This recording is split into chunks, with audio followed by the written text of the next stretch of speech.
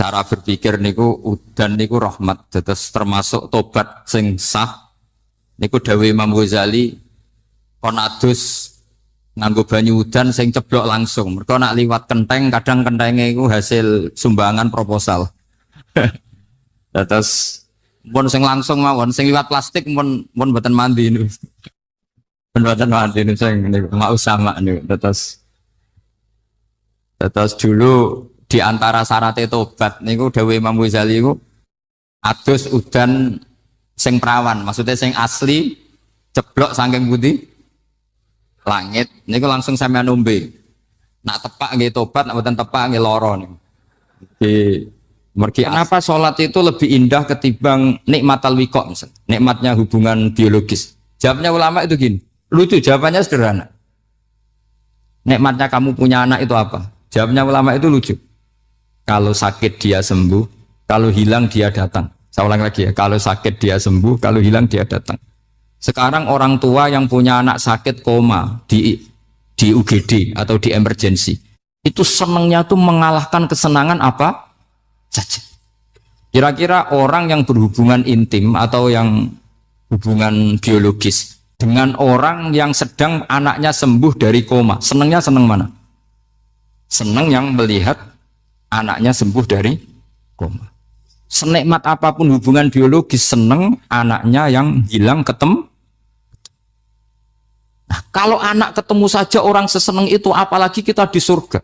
Ketemu zat yang lama kita sembah, yang lama kita rindukan, yang lama kita rindu. Kemudian ketemu di surga. Maka tidak ada artinya surga tanpa melihat Allah Subhanahu wa Ta'ala.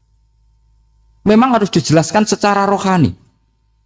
Akhirnya orang ngerti bahwa nikmat tertinggi di surga adalah melihat Allah Subhanahu wa Ta'ala. Karena kalau anak-anak muda mungkin protes, ya enggak, ya enak kumpul sama widadari gini-gini. Oh itu kan yang trauma bojone jelek gitu. Oh itu yang bojone jelek mesti kesusu masuk surga karena itu sudah jelek, cerewet, nggak mati-mati kan gitu. Terus dia ingin masuk surga mesti niatnya welek, mesti pikiran pertama itu kumpul widadari. Tapi ada ulama yang bikin analogi tadi. Misalnya istri kamu cantik. Kemudian anak kamu sakit, koma. Hubungan dengan istri sama dengar berita anak kamu sembuh, seneng mana? Seneng anak sembuh. Sama anak yang hilang, seneng mana? Anak yang hilang ketemu. Maka terus ulama bisa menjelaskan itu. Kalau orang ketemu anaknya seseneng itu, apalagi ini ketemu Tuhannya yang bertahun-tahun disembah. Kemudian tidak pernah melihat. Di surga itu nanti kita melihat Allah Subhanahu. Makanya Allah begitu bangganya mempromosikan surga. Surga itu apa? Surga itu wujuhu yauma idzin nadhirah ila rabbiha nadhirah. Yaitu wajah-wajah berseri-seri dan melihat. Itu tanpa dijelaskan seperti ini Anda akan janggal. Enaknya di mana? Tapi setelah dijelaskan detail gini oleh ulama, maka kita akan tahu. An-ni'matul uzma sing enggak ada perbandingannya adalah nikmat masuk apa? Surga karena melihat Allah Subhanahu. Ya jadi saya berkali-kali pokoknya minta sekali hadil umat harus umat yang rasional terutama dalam mengemban tauhid karena tauhid ini yang disebut kalimah sampai Allah mengistilahkan kepada Nabi Ibrahim itu waja'alaha kalimatam baqiyatan fi aqibi. Kalimat tauhid adalah kalimat yang akan abadi di anak cucunya Nabi Ibrahim, baik anak cucu yang karena gen mau anak cucu yang karena sebab yaitu santri dengan kiai. Dan itu caranya gimana? Umat Islam jangan berhenti belajar mantek. Makanya di MGS, di Qudsiah, di TBS, semua pondok pasti ngajarkan mantek, di Bendan, ilmu logika. Itu tadi, kalau kamu tidak bisa menemukan tauhid dengan cara tadi, dengan cara al-alam mutaghayyir, wa kullu mutaghayyir hadis labudan min buktis, paling tidak pakai ilmu yang dilakukan Rasulullah SAW. Itu masyhur itu, saya sering cerita di mana-mana, ada orang namanya Jubair bin Mut'im. Muhammad bin Jubair bin Mut'im itu dulu dia kafir, dia orang pinter sampai dipasrai jadi negosiator untuk mengurus tawanan perang Badar yang ditawan Rasulullah SAW. Ketika datang di Medina, delalah pas maghrib, Nabi baca wattur wa kitabim mastur. Di antara ayat yang dibaca Nabi itu am khuliqu min ghairi syai'in. Masa manusia sebanyak ini kemudian mereka diciptakan oleh ketiadaan. Min ghairi syai'in itu oleh ketiadaan. Masa alam raya yang wujud ini, alam raya yang punya eksistensi ini kemudian penciptanya adalah ketiadaan. Padahal wal adamu la yakhluqu wa la yu'assiru wa la kadza wa kadza. Tentu sesuatu yang tidak ada itu tidak bisa dikatakan sebagai pencipta. Wong nggak ada, jadi faktor saja nggak mungkin apalagi jadi pencipta. Itu Nabi habis sholat langsung beliau sungkeman, ya Muhammad, saat ini juga saya iman. Karena logika yang dibangun ayat yang kamu baca, itu menghabiskan semua logika saya. Intinya logika tauhid itu akan mengalahkan semua teori non-tauhid. Itu yang disebut bal naqdhifu bil haqqi 'alal batili fayadmaghuhu fa idza huwa zahid. Kebenaran tauhid itu akan menghancurkan kekuatan apa saja. Fayadmaghuhu itu di tafsir Tobari disebut dorbatan tasujud dimah, satu pukulan sing sampai menjadikan otak itu hancur. Lainnya disebut damagho, dimah itu maknanya otak. Maka kamu jangan khawatir kalau Islam didiskusikan di Uni Soviet, didiskusikan di Kanada, didiskusikan di Korea, pasti kalimat tauhid akan mengalahkan kalimatul batil. Pasti ja'al haqqu wa zahaqal batil, innal batila kana zahuq. Tapi syaratnya kita harus kuat. Makanya saya ini senang sekali yang namanya ngaji itu, saya senang. Karena saya tadi bercita-cita ingin jadi dosen setelah mati. Karena di dunia sudah tidak jadi apa? Dosen. Saya ingin seperti Imam Amudi. Pertama ketemu Allah, beliau disuruh ngajar malaikat tentang ilmu apa? Matematika yang mengarah ke tauhid. Jadi diajarkan. Kamu tahu angka 2, angka 3, angka 4, semuanya bersumber dari angka 1. Berarti semuanya berawal dari 1. Nggak tahu setelah itu malaikatnya dites lagi apa enggak tahu, pokoknya pas itu malaikat ya paham semua. Oke. Kayak apa hebatnya umat Rasulullah Shallallahu Alaihi Wasallam? Karena akalnya kuat. Sehingga kita harus kuat. Sehingga kalimat yang benar disebut kalimatu haqqin 'alaiha nahya wa 'alaiha. Nah, kalimat yang salah disebut kaburat kalimatan takhruju min afwahim. Kalimat menjadi kalimat karena diucapkan, tapi tidak menunjuk hakikat. Kayak ini misalnya, ini tutup, ini putih, terus saya katakan hitam, berarti saya mengatakan ini hitam sebagai kata-kata karena diucapkan, tapi tidak pernah menjadi hakikat karena hakikatnya ini putih. Itu hebatnya Quran. Makanya Quran kalau gojlek orang kafir itu, gojlek orang kafir itu sebut apa? Kaburas kalimatan takhruju min afwahim. Tapi untuk kalimat tauhid dikatakan apa? Yusabbitu walladzina amanu bil qaulif tsabit fil hayatid dunya wa fil akhirah. Sebagian disebutkan wa ja'alaha kalimatam baqiyah. Kenapa kalimat tauhid itu kalimat yang abadi? Karena Allah sebagai Tuhan di dunia juga sebagai Tuhan di akhirat, dan selalu Tuhan pada masa yang tidak terbatas. Itu disebut wa ja'alaha kalimatam baqiyah. Kemudian umatnya Nabi mengganti kalimat yang gampang. Allah punya sifat baqo, punya sifat akhir. Maksudnya akhir itu la akhirullah. Terus semuanya. Yang paham ya alhamdulillah, yang enggak paham dikon ngapal no. Wujud kidam baqo mukhalafatul khawadisi qiyamuhu bi nafsi wahdaniyat qudrat irad. Wes paham. Lah kok sing rada alim terus roh bedane iki sifat ma'ani iki maknawiyah. Cara Mu'tazilah ngene, cara ahli sunnah ngene. Oh itu sudah kejlimetan. Sementing wujud hitam. Nah, kenapa pertama yang disebut wujud? Karena yang membedakan kita dengan faham ateisme itu ya sifat wujud. Yaitu mereka mengatakan alam raya ini dimulai dari ketiadaan. Wah, itu akal mana saja itu nggak bisa nerima, masa ketiadaan menciptakan sesuatu yang ada. Maka kata Ibnu Hajar al-Asqalani ketika mentafsirkan mensarai hadis, salasun mangkunna fihi wajata halawatal iman. 3 hal ini kalau kamu faham maka menemukan manisnya iman. Manis itu enak. Terus kata Ibnu Hajar al-Asqalani, masih ingat betul dalam sarahnya Fathul Bari, wa yusamma inda ahlil aql, misalnya al-iltizat al-aqli. Agama ini mengajarkan kenyamanan cara berpikir. Coba kalau sampean seorang doktor atau seorang profesor atau seorang pinter, kemudian kamu dipaksa mengimani bahwa alam ini diciptakan oleh ketiadaan, itu bisa tidur gak? Oh, tidak bisa tidur. Sampean misalnya orang pinter, dididik di kampus atau dididik di pondok, alam ini yang wujud, yang menciptakan itu sesuatu yang tidak wujud. Kamu bisa tidur enggak kira-kira? Ini guru apa? Ini sarap ini. Mosok hadil maujudat khalaqahal adam, sesuatu yang wujud diciptakan ketika. Tapi agama ini membawa sesuatu yang menyenangkan untuk akal, yaitu hadhil maujudat khalaqaha wajibul wujud. Maujudat yang wujud ini diciptakan super maujud, yaitu oleh bahasa pondok disebut wajibul wujud. Kan terus seneng, wajar dong kalau sesuatu yang ada diciptakan oleh yang ada. Nah tentu ada pencipta, terus ada super, disebut wajibul wujud. Kan terus enak. Nah, itu kata Ibnu Hajar al-Asqalani disebut wajadah halawatal iman. Sehingga kita tidak usah khawatir. Makanya saya itu termasuk orang yang nggak khawatir. Apapun rusaknya dunia ini, kacaunya dunia ini, akan kalah dengan kalimatut tauhid. Karena kalimat ini ketemu apa saja pasti menghancurkan. Yaitu disebut bal naqdhifu bil haqqi 'alal batil fayadmaghuhu fa idza huwa zahid. Kalimat hak ini akan menabrak apa saja. Dan yang ditabrak pasti hancur. Makanya sama tidak usah khawatir, misalnya ada negara ateis di Cina, di Korea, kita yakin asal yang diteliti itu agama Islam pasti menang. Nah yang susah kalau yang diteliti orang Islam, itu susah. Karena yang copet kadang-kadang ya umat, apalagi di negara mayoritas Muslim, nanti copetnya, premannya, koruptornya semuanya beragama Islam. Makanya kita hanya punya pilihan dua itu, umat Islam dan Islam yang kumat itu dok. Kalau tidak umat Islam ya Islam yang kumat. Tapi kalau kalimat tauhid itu kalimat yang aman, tak jamin. Tak jamin 100%. Sehingga saya itu kalau ditanya profesor Pak Bah, kalau suatu saat Indonesia jadi negara yang sangat terbuka, kemudian ada sekolah perbandingan agama, menurut Anda prospek Islam gimana?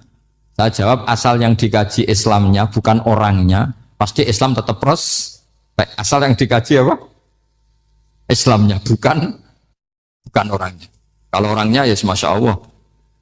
Itu tadi kalau tidak umat Islam ya Islam yang.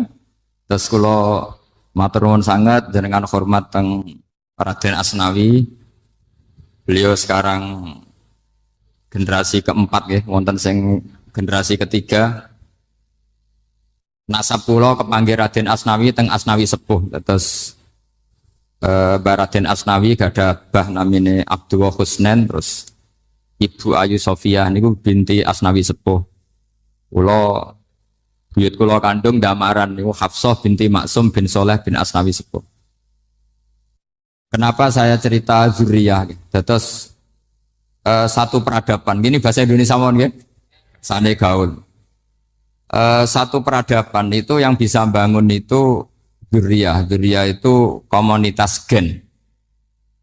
Meskipun nanti komunitas gen itu bisa disadap atau dibajak oleh orang-orang yang tidak gen. Jadi agak ilegal tapi itu sah. Karena sampean bisa misalnya kalah nasab sama saya, misalnya bilang nanti ketemu di Nabi Adam saja Gus. Gitu. Nanti pasti kita ketemu di siapa? Nabi Adam. Terus kedua, kekalahan nasab itu udah abadi. Karena nanti setelah jenengan ditanya di kuburan, bapak kamu siapa? Itu disuruh jawab Nabi siapa? Ibrahim. Terus kekalahan nasab sampai nanti berakhir di kuburan karena nanti dijawab siapa bapak kamu, disuruh jawab siapa? Nabi Ibrahim. Jadi yang punya bapak Karmen apa itu sudah selesai, sudah nggak dipakai lagi. Nanti pakai siapa? Nabi siapa? Ibrahim. Nah, kenapa saya cerita bahwa nasab gen itu akan disatukan oleh satu visi ilmiah yang objektif. Gini ku dawe Nabi Yusuf, wattaba'tu millata abai Ibrahim wa Ishaq wa Yaqub. Terus dawe Nabi Yusuf, maka nalana an nusyrika billahi min syai'. Jadi saya ngikuti leluhur saya. Ini dengerin ya, saya ngikuti leluhur saya, yaitu Nabi Yakub bin Ishaq bin Ibrahim. Leluhur saya itu siapa? Maka nalana an nusyrika billahi min syai', yaitu keluarga besar yang tidak pernah melakukan kemusyrikan. Ya, keluarga besar kami punya tradisi tidak pernah melakukan kemusyrikan. Dan bahkan itu dibahasakan tidak mungkin kita ini melakukan kemusyrikan. Maka nalana itu kira-kira kalau bahasa Indonesia itu kita ini tidak mungkin melakukan kemusyrikan. Nah, kenapa demikian? Itu berangkat dari logika yang permanen. Disebut yusabbitu Allahu alladziina amanu bil qouli tsabiti fil hayatid dunya wa fil akhir. Logika permanen itu begini misalnya. Kita ini kan hidup dari bapak dari ibu terus sampai Nabi Adam. Kemudian setelah Nabi Adam ini berakhir, kemudian kita mau tidak mau berpikir Nabi Adam itu siapa? Terus diterangkan ternyata Nabi Adam itu satu makhluk hidup yang mulanya dari tanah. Lewat wahyu Allah, lewat titah Allah kun, kemudian jadi manusia yang bernama Adam. Sebelum Adam ada bumi, ada langit, ada cakrawala macam-macam. Kemudian itu kita rumuskan lagi, asal usulnya adalah tidak ada. Adamiyun makhdun. Akhirnya kita tahu bahwa alam raya ini diwujudkan setelah dari tidak ada.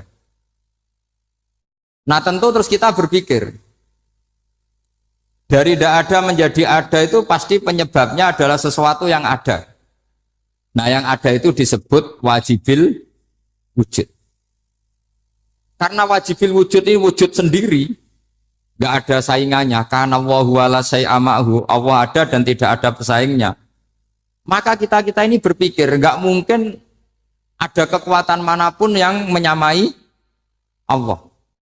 Sehingga nggak ada Yesus mungkin menyamai Allah, nggak ada Fir'aun, nggak ada Lata, nggak ada Uzza. Makanya disebut maka nalana an nusyrika billahi min syai'. Kita ini tidak mungkin melakukan kemusyrikan. Sama tidak usah tanya saya, Gus, tapi orang menjadi musyrik itu kan mungkin. Jawabannya itu tetap nggak mungkin. Kemusyrikan itu satu teori yang nggak mungkin. Tapi kalau orang musyrik itu mungkin. Tapi karena kita kenal yang membawa beliau banyak ke Korea. Saya itu beli pesolatan tuh bukan 1, 2 sampai 2 kerdus, 3 kerdus. Itu mulai saya niai sampai sekarang. Tak bawa ke Sragen, ke Solo 3, termasuk tak bawa ke Korea. Jadi mungkin ya ini GR saya ngaji di sini itu barokahnya jualan pesolatan. Tapi bukan jualan yang cari laba enggak, karena tak gratiskan, tapi itu dagang akhirat lah kira-kira gitu. Jadi kalau saya masuk neraka kita era pantas, bakul pesolatan kok masuk neraka gitu, kayak itu nggak pantas itu. Karena saya termasuk orang ya yang cara berpikir itu optimis. Dulu di sini ada orang alim alama namanya Raden Asnawi. Terus kemudian sejarah agak berpolemik, ada yang mengatakan beliau itu muridnya Syekh Nawawi, ada yang mengatakan tidak. Apapun itu yang saya yakini adalah beliau ya saling istifadah lah, saling bermanfaat bagi Syekh Nawawi Banten. Saya punya catatan sejarah banyak tentang Raden Asnawi karena guru-guru kita itu akan ketemu di Syekh Nawawi Banten. Yaitu kita tahu misalnya saya ngaji Mbah Mun ngaji Mbah Zubair misalnya ngaji Syekh Fakih Mas Kumambang, ngaji Mbah Mahfud, terus ngaji Sayyid Abi Bakar Sato, terus ngaji Sayyid Zaini Dahlan. Kalau keluarga sini mungkin misalnya Gus Hafid, Mbah Niam, Mbah Zuhri, terus Raden Asnawi. Raden Asnawi kita tahu nikah dari istri mudanya Syekh Nawawi, yaitu Nyai Hamdana. Saya sering diceritani Mbah Mun, terus Nyai Hamdana punya anak yang namanya Zuhriyah dari Syekh Nawawi. Kemudian setelah dinikahi Raden Asnawi, punya anak namanya Zuhri, Minan, Niam, terus sampai ke Gus Hafid, Hafid bin Niam. Kenapa saya cerita ini? Karena kealiman itu adalah sesuatu yang dibanggakan Allah. Imam Amudi itu ulama ahli matematika. Jadi ada ulama itu ahli matematika. Dia nggak pernah ngajarkan pesolatan, zakat, sholat, tapi dia ngajar matematika. Kemudian dari matematika itu beliau menjadi ahli tauhid. Sehingga nanti Mungkar Nakir itu nggak akan tanya dia marabbuka wa manabuka, karena dia punya rencana. Yang ngajar tauhid itu saya, kata. Jadi kalau dia akan marabbuka, pangeran kamu itu siapa? Malaikat malah dilawan. Kamu pernah ngajar tauhid? Saya ini guru tauhid. Singkat cerita, saking keramatnya Imam Amudi, kata Allah, ya Amudi, presentasikan ilmu tauhid yang lewat jalur matematika ke semua malaikat saya. Semua malaikat saya tahu cara berpikir matematis. Karena malaikat itu imannya itu iman mauhibah karena dia malaikat, ya iman karena tahu neraka, tahu surga, terus dia iman. Kalau kita enggak, kita iman tuh pakai logika, jadi lebih keren. Loh betul. Malaikat itu ketika bangga, ya Allah, apa ada orang yang imannya di atas kita? Jawabnya Allah ada. Siapa? Ya orang-orang kudus kata Allah. Kira-kira gitu. Kenapa? Ya betul. Karena kamu iman saya itu wajar, kamu tahu saya, tapi mereka nggak tahu saya tapi iman. Kenapa bisa iman ya Allah? Karena mereka punya logika, punya akal. Akhirnya Imam Mahmudi disuruh sama Allah presentasikan logika tauhid kamu lewat jalur matematika. Malaikat disuruh dengerin semua, Isma'u ya malaikati, ini mimpinya wali. Terus Imam Mahmudi mulai mengajarkan nisbatul isnaini ilal wahid wa nisbatus salasa wal arba'ah ila ma la nihayatalah niku binisbatin wahidah, yaitu far'un minal asli wa huwa al wahid. Mbok angka sebanyak apapun 2, 3, 4 sampai 1 miliar itu nisbatnya ke angka 1 adalah nisbatul far'i ilal asli. Semuanya berasal dari 1. Maka hadhil awalim atau hadal alam ila ma la nihayatalahu, tetap semuanya ini cabang dari 1, yaitu wujud dari 1, yaitu Allah Subhanahu wa ta'ala. Sehingga semenjak itu ditiru sekian ulama. Akhirnya malaikatnya mantuk karena kepastian kalau Allah 1 yang diyakini malaikat itu sepasti logika yang dibangun orang-orang manusia ini padahal tidak ngerti Allah Subhanahu wa ta'ala karena pakai akal. Sehingga di pondok itu orang harus ngerti mantek. Orang mantek itu ilmu yang jelimet tapi menyenangkan. Biasanya sing sinau ambek rokokan, sawangannya kayak filosof. Jadi paling gak agak paham dia alasan. Penting nikmati rokok, tapi pikir nikmati pemikirannya, ternyata nikmati rokok. Kayak kemarin saya datang ke resepsinya Gus Agil. Saya itu tertawa terus karena dengerin Habib Mutahar. Saya membaca bahayanya rokok. Setelah tahu bahayanya saya berhenti membaca. Tak pikir itu kan setelah tahu bahayanya saya berhenti merokok. Ternyata enggak. Saya baca bahayanya apa? Merokok. Setelah saya baca, maka saya berhenti membaca. Bukan berhenti merokok. Itu ilmu kelas tinggi seperti itu harus mantap. Pernah beliau ditegur dokter, Beb, kalau rokok terus nanti mati. Tenang saja, saya masih bawa korek. Dikira itu kan orangnya yang mati, ternyata beliau enteng saja. Santai aja dok, saya masih bawa. Jadi saya bukan nyarankan santai rokok, tapi orang rokok itu memang punya logikanya sendiri. Kalau Banafek Hajen itu masih pernah bahas saya juga.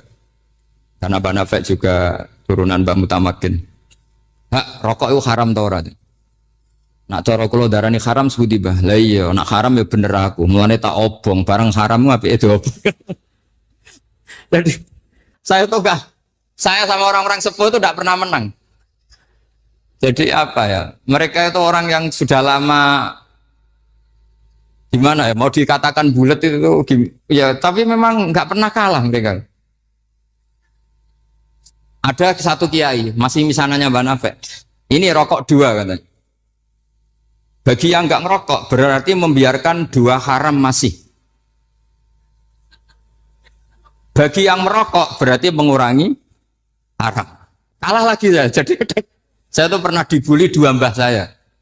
Karena 2 mbah saya ini rokok semua. Akhirnya saya sing nom ngalah gitu. Karena saya tidak mungkin bilang sing waras ngalah karena kalah sepuh gitu. Jadi ya sudah, mau tidak mau harus bilang sing nom. Tapi yang penting itu kita mendengar. Jadi ternyata sepinter-pinternya kita itu mesti kalah pinter sama yang sepuh-sepuh itu. Jadi kalau tahu bahayanya rokok lewat membaca ya harus berhenti merokok. Berhenti membaca katanya. Nah malaikat ini cerita lagi malaikat. Saya memang dari awal niat hormat Raden Asnawi karena buyut-buyut beliau itu ketemu di buyut saya. Saya ini turunan Mbak Asnawi sepuh. Terus cuma buyut saya itu nikah Lasem, terus saya keceluk cucunya keluarga Lasem. Sebetulnya saya juga cucu Kudus. Tapi terus alhamdulillah sekarang kembali karena buyut saya menyuruh saya ngajar di Damaran, terus sampai sekarang saya ngajar di Damaran. Tapi buyut saya itu masih lahir di Damaran. Namanya Mbak Hafsah, itu Hamsah binti Maksum bin Soleh bin Asnawi Sepuh. Sama seperti nasab di sini Raden Asnawi, Mbak Abdul Husnan, terus Nyai Ayu Sofiyah, terus Mbak Raden Asnawi. Saya mau cerita, jadi ilmu itu lebih keren kita. Sehingga Rasulullah Shallallahu Alaihi Wasallam pernah ngendikan, saya ini rindu sekali li ikhwani, kata Nabi itu ikhwani. Kata sahabat bilang, alasna ikhwanaka ya Rasulullah, bukankah kita ini saudara kamu, saudara engkau ya Rasulullah? Tidak, antum ashabi, kamu itu sahabat saya. Siapa teman-teman kamu itu ya Rasulullah? Yaitu kaumun yang tidak melihat saya, kemudian iman kepada saya. Jadi mereka seperti kita semua di Kudus ini tidak melihat Rasulullah Shallallahu Alaihi Wasallam, tapi iman sama Nabi. Dan ketika malaikat yubahi bikum malaika, Allah bangga dengan malaikatnya, membanggakan kita. Sampai malaikat tuh sentimen, kok bisa ya Allah? Ya karena tadi, kamu iman sama saya wajar, karena kamu melihat surga, melihat neraka, melihat aras. Sementara orang Kudus coba ngelihat apa? Paling simpang 5, apa simpang 7 itu. Tapi imannya nggak kalah dengan malaikat. Kenapa nggak kalah? Karena tadi kita diajarkan bahwa nisbatul isnaini wassalasah wal arba'ah ila ma la nihayatalaha itu sama-sama nisbatul far'i ilal asli. Tetap yang asli adalah angka 1. Jadi nggak mungkin aslu hadhil asya nggak dari Allah itu. Nggak mungkin, tetap dari zat yang 1. Kemudian tentu ini bukan nisbatul walad ilal walid, anak ke bapak tentu enggak, tapi nisbatul khaliq sama makhluk. Tapi apapun itu pasti 1. Sehingga Imam Amudi akhirnya masuk surga lewat jalur itu, tidak usah lewat pertanyaan man rabbuka wa man nuka. Kelasnya disuruh ngajar malaikat. Saya punya rencana jadi pengajar malaikat nanti itu kan. Jadi orang-orang Kudus yang dapat barokahnya Raden Asnawi nanti jangan mau kalau ditanya man rabbuka wa man nuka. Kelasnya itu harus apa? Jadi gurunya malaikat. Karena bapak kita Nabi Adam itu keren. Nabi Adam itu adalah orang yang disuruh Allah dipresentasikan, dibanggakan Allah di depan para malaikat. Ketika ada malaikat yang agak hasut, tapi itu tidak malaikat papan atas, malaikat yang kebanyakan. Itu kan agak terima Nabi Adam jadi apa? Khalifah. Sampai malaikat ini usul ataj'alu fiha mayusidu fiha wasfikut. Makanya kalau saya protes sama malaikat itu malaikat yang ini, bukan Jibril sama Israel. Kalau protes Israel bahaya ya. Bisa dihabisin. Saya pernah ditanya seorang kiai, Gus, ini kan gojlok malaikat kok berani? Ya karena malaikat yang jenis ini pernah gojlok Nabi siapa? Adam. Nggak percaya kalau Nabi Adam itu layak mimpin, sampai protes ataj'alu fiha mayyufsidu fiha wasfikut. Tapi apa yang terjadi? Allah mengajarkan satu ilmu di Nabi Adam, kemudian disuruh meresentasikan. Qala ya Adamu ambihum bi asma'ihim. Adam, coba kamu presentasikan ilmu kamu. Kalau Nabi Adam fasih mempresentasikan ilmu, kata Allah, kamu bisa enggak sepinter Nabi Adam? Enggak bisa ya Allah. Makanya sudah saya bilang, ini a'lamu malah. Saya lebih tahu siapa yang layak mimpin. Jadi layak mimpin itu pertama harus kuwatul ilm. Ilmunya itu harus kuat. Nanti saya akan cerita hubungannya Raden Asnawi dengan Syekh Nawawi. Apa itu hubungan teman, apa murid guru, itu memang masih jadi polemik sampai sekarang. Kalau saya ya keyakinan saling istifadal. Ini bahasa netral, tidak murid guru tapi saling apa? Istifadal. Kata Syekh Nawawi dalam tafsir Munir itu, ilmu itu nomor 1. Sehingga beliau setiap ada ayat fa inna hizballahi humul ghalibun, beliau pasti menafsiri bil hujjah wal barohin la bisaulah. Saya masih ingat betul takbirnya, memang saya hafalkan. Tapi bukan untuk modal pidato, bukan modal sebagai wong alim. Kalau pidato gampang. Pidato itu semua orang bisa. Kalau jadi orang alim itu tidak gampang. Lebih susah lagi wong alim berpidato. Itu kalau nggak pernah mbah saya tidak mau. Karena memang saya terkenal nggak suka pidato. 1 memang nggak bisa. Nomor 2 tidak ingin. Nomor 3 ya rugi. Karena pidato itu nasib-nasiban. Kalau nasib baik kamu tidak paham itu, wah Gus Ba ilmunya tinggi sehingga kita tidak paham itu kalau nasib baik. Kalau nasibnya ada baik, nak ngendikan bulat sama itu tepat-tepatan. Dan Syekh Nawawi itu benar, Raden Asnawi juga benar, semua guru-guru kita benar. Karena agama ini sebetulnya bukan masalah negara, tapi masalah logika yang sehat. Uni Soviet itu pernah mengkooptasi Uzbek, Ceknya, Tajikistan, itu 100 tahun. Orang dipaksa ateis. Tapi orang-orang Uzbek Saya sering ketemu ulama Uzbek, kadang ketemu di Korea, kadang di Malaysia. Orang-orang Uzbek itu punya basement di bawah tanah. Kemudian di bawah tanah ini mereka ngajarkan tauhid. Ngajarkannya ya gampang. Misalnya ini sesuatu yang ada, ya ini. Ini ada penciptanya enggak? Ya ada. Siapa? Tukang katanya. Yang penting itu enggak ada logika bahwa sesuatu yang ada disebabkan oleh ketiadaan.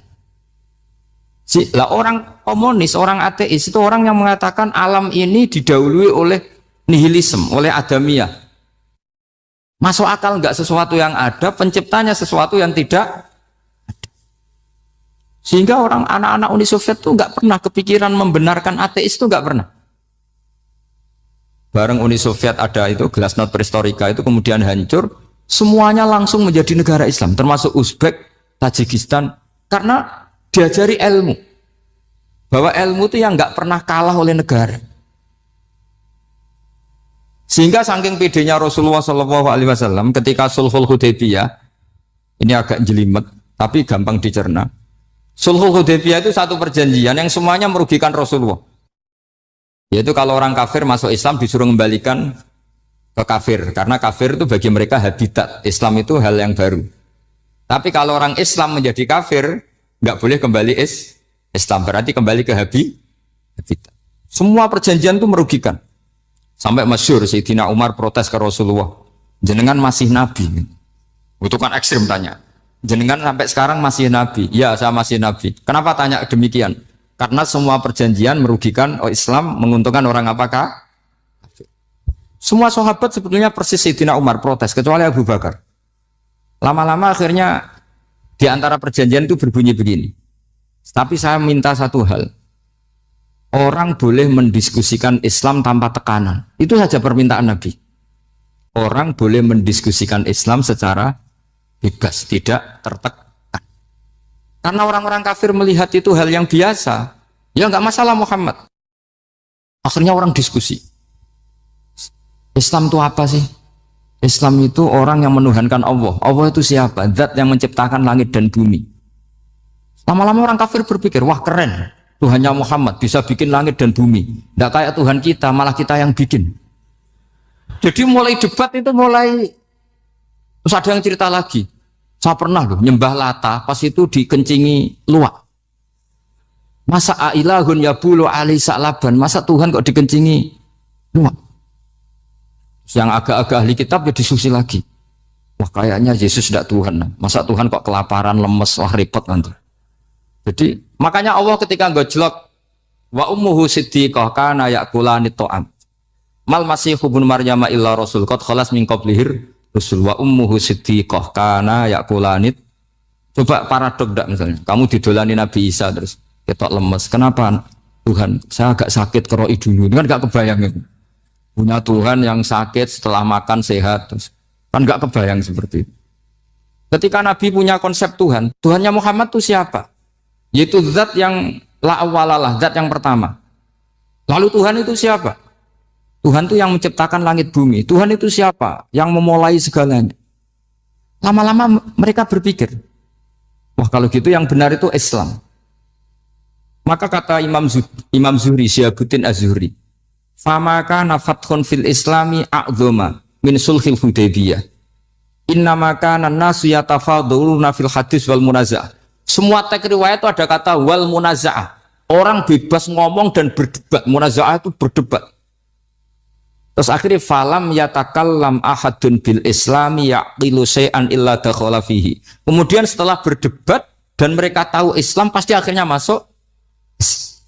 Dan itu yang sekarang terjadi di dunia. Makanya saya pernah ditanya seorang profesor, Gus, kalau di Jogja ada sekolah perbandingan agama menurut Anda gimana? Asal itu tentang agama enggak apa-apa. Tapi kalau yang dibandingkan umat Islam itu jangan. Karena nanti kalau di Indonesia kira-kira yang copet itu ditanya agamanya juga Islam, yang koruptor juga Islam. Jadi kalau yang dikaji Islamnya nggak apa-apa, tapi orangnya jangan kata saya. Karena yang bulat ya banyak, yang nggak sholat ya banyak. Tapi kalau Islamnya saja, misalnya adu konsep tentang Tuhan. Masyhur kita mungkin banyak yang melihat itu debatnya Stanley Fischer sama Ahmad Didat itu. Tuhan kamu siapa ini itu sama Didat. cerita Tuhan saya itu lam yalid walam yulad walam yakul lahu kufuwan. Itu spontan ada seorang mahasiswi bilang, sepertinya Tuhan Anda lebih menarik. Karena Tuhan Anda yang menciptakan langit bumi, yang Tuhan ini kok lahirnya sudah di bumi, masa lahir-lahir langsung jadi Tuhan. Jadi akhirnya falam yatakallam ahadun bil islami yaqilu syai'an illa dakhala fihi. Sehingga agama ini apa? Agama itu adalah kalimat tauhid. Kalimat itu apa? Logika yang terbangun. Nah, ketika logika itu terbangun, maka disebut yusabbitu Allahu alladzina amanu bil qaulis tsabit fil hayatid dunya wa fil akhirah. Allah itu akan menetapkan satu kaul, satu presentasi ilmiah atau satu kesimpulan ilmiah. Yang kesimpulan itu nyata benarnya. Dan ini akan nyata terus baik di kehidupan dunia maupun kehidupan apa? Seperti Allah sebagai Tuhan. Itu akan nyata terus. Di dunia Allah ya Tuhan, nanti di akhirat juga Tuhan. Tapi Tuhan selain Allah, maka menjadi Tuhan ini nunggu ada yang menuhankan. Misalnya Fir'aun, itu jadi Tuhan karena ada yang menuhankan. Sekali dia mati, dia sudah aset wisata, bukan Tuhan lagi.